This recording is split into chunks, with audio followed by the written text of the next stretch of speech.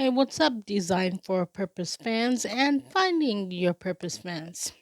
I hope everybody's good out there today. I hope life is treating you the way it's supposed to. Good, that is. I just wanted to come on with a quick story. You guys know how I am. When these things hit my soul, it has to be told.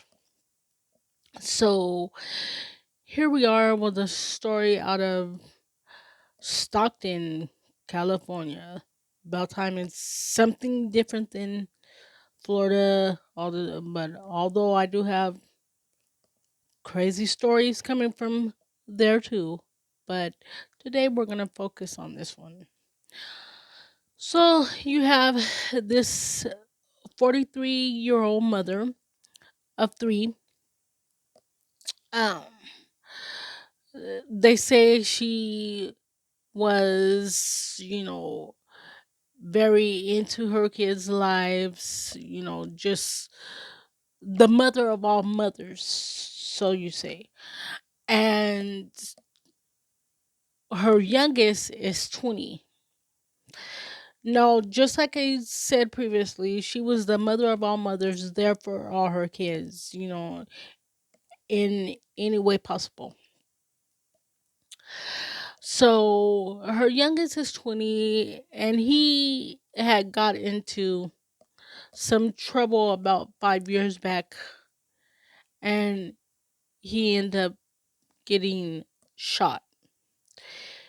They say he got shot in the head and other places, which led to a lot of medical issues.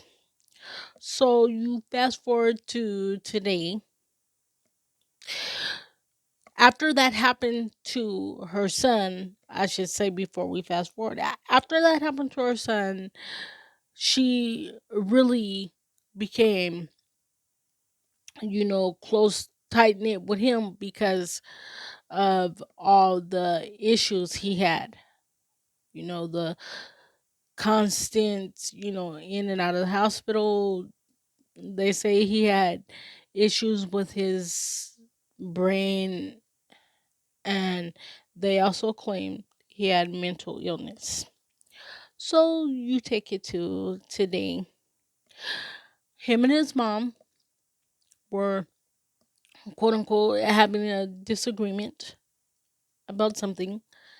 She was in the front seat of the car, and he was in the back.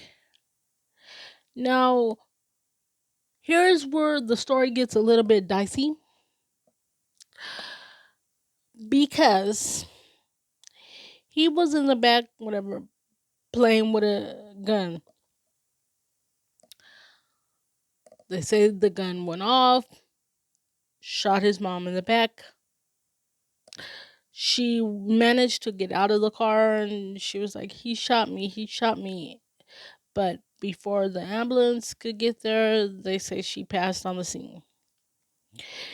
But then there's another side to the story where they say him and his mom were arguing. He didn't like what was said to him. He pulled out the gun, and there's that. So, with these conflicting stories, you don't know what to believe. But my thing is, now, it didn't say if the family tried to get him any kind of help or anything like that. So, if they did, then disregard what I'm about to say. But this is my thing. I feel that we as a society are starting to use mental health as a crutch. You wait till tragic stuff happens, and then, oh, he or she had mental health problems, they this and that. Why were they not getting help before tragedy struck? That's the thing that's bothering me.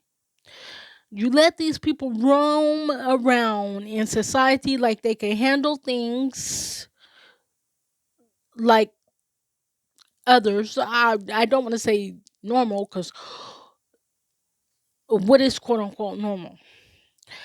But let's just say like others who have not been diagnosed. But then when tragedy strikes, that's when you want to get serious about the situation. See, that's what makes me wonder if we're using this mental illness as a crutch or if it's serious when they say their loved ones have it or something like that. Now, this mother tried to be there for her son in every way that she could, but she ended up paying the ultimate price. Now, here's why I say our government and all the higher up offices, you need to get serious about getting these guns off the street. Here again, I say this is why we should test for mental screenings. One, they need to work on getting these guns off the street. Two, they need to pass a bill for mental screenings.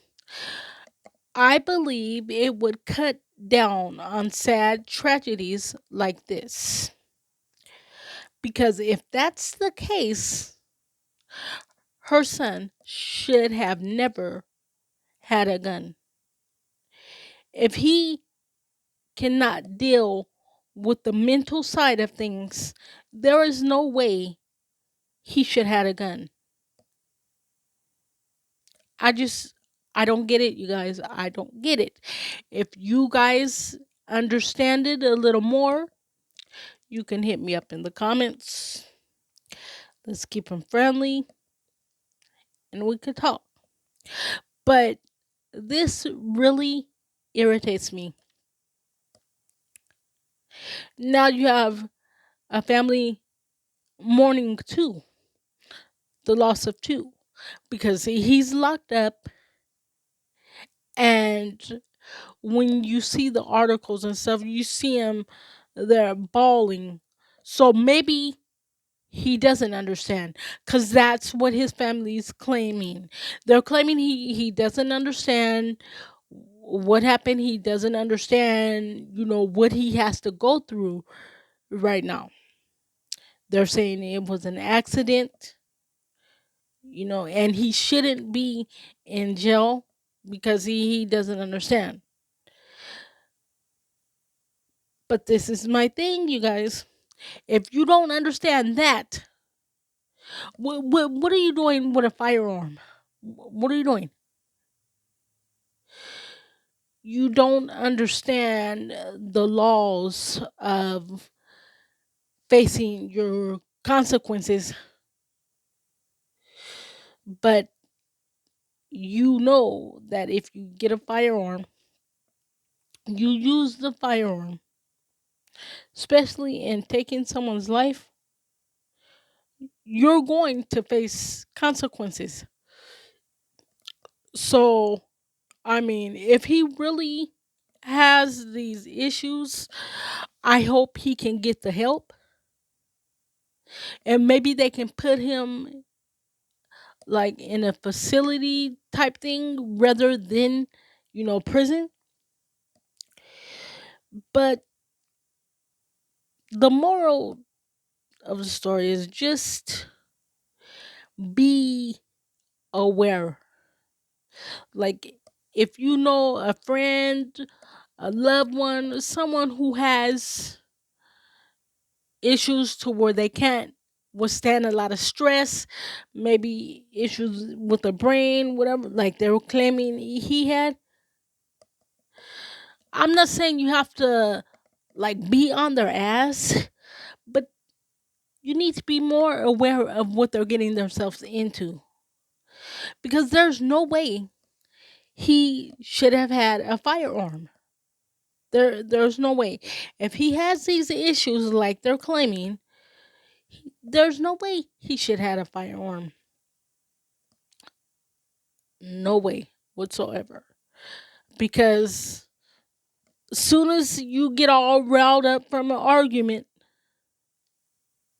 you're upset, you confused, and you just pull out your firearm. I mean, if anything could trigger you, if you have those issues, there's no way. A firearm should not be in your possession. Like I'm saying, I don't want to criticize the family because maybe they did try to get him help. Maybe they did. It wasn't stated, so I'm gonna just leave it as maybe they did try to get him help, and maybe funds ran short or something like that. But there are other stories that I have done, and there were people and family members lacking. You wait to the last possible minute, and you're not supposed to do that. I mean, when they have serious issues, you need to get them fixed. I mean, seriously, this type of stuff is unacceptable. Now he's locked up, confused, or at least that's what he's portraying when the camera was in the courtroom. And it's sad if he really doesn't understand. It's sad. It really is. Now he lost his mother. He does have two other siblings, but their family's torn because you don't know what they're going to do with him. And, their mother's gone, and the rest of the family, they're grieving as well. Like it's a lose-lose situation. So that's why I say, if you are someone has serious issues like this, do not wait to the last minute to try to get them some help, because more than likely it's going to take some time anyway, because you have to prove certain situations, and